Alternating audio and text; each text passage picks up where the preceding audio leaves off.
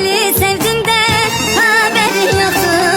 Köyün güzelidir, seveni çoktur. Bu derdimi sorma, sen sorma doktor. Gizli gizli seveyim, o yeterli bana. Sarışın saçları, boncuk gözleri, meleğe benziyor güldür yüzleri. Kimseyi incitme,